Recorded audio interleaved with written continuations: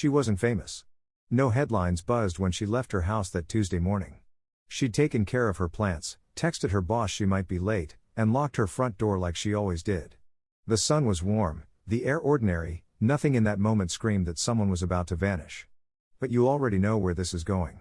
You just don't know how deep it goes. It started with 9 days of silence.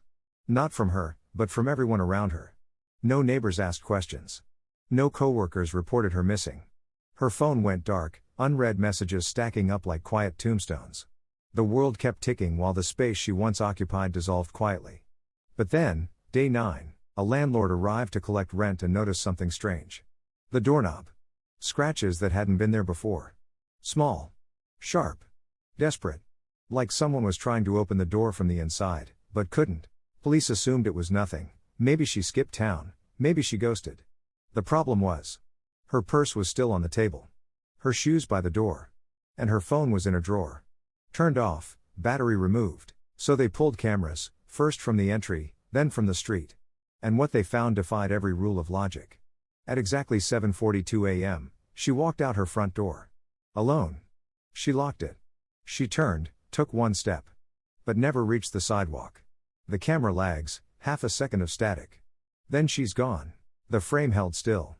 No jump cuts, no vehicles, no edits. She doesn't run, doesn't recoil. One step, then absence. As if a layer of reality had been peeled away and she'd stepped through it.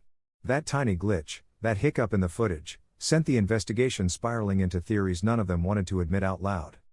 Then it got worse. A tech analyst reviewing nearby home surveillance caught something another cop missed. On the house next door, a motion-activated camera caught the full 2 seconds of what happened after she vanished. There's no jump. No interference. Just a bird flying by. But something else too. A ripple. Not in the air. Not on the ground. In the light itself. A distortion, like heat rising, but colder. Controlled. Measured.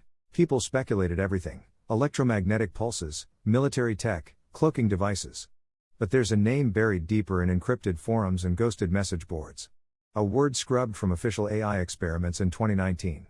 Face folding. A theoretical concept buried under layers of techno-philosophy and blacksite rumors.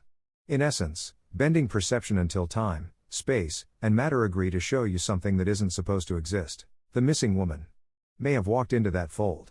Or been taken into it. Of course, officials dismissed all of it. The distortion? Compressor artifacting. The scratch marks? Old damage. They kept repeating stories that sounded right, even when none of them made sense. But something else had escaped surveillance. 2 floors above her apartment, an older tenant had been watching through a blind slit.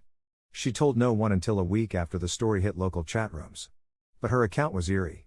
Raw. She said the woman never walked away. She said the woman didn't move at all. She claimed she saw her standing there, motionless, for almost 40 seconds. Not blinking. Not shifting. Her head tilted slightly like she was listening to something no one else could hear. Then? Gone. But not like she disappeared. Like she folded. Like she collapsed inward without falling. The space she was standing in didn't fill back in.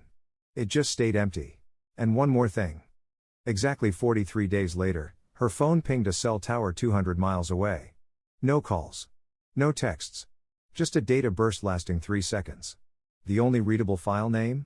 A scrambled string of characters that, when decrypted, spelled out, "I remember the way they smelled." They follow the quiet signal. Some stories are buried on purpose.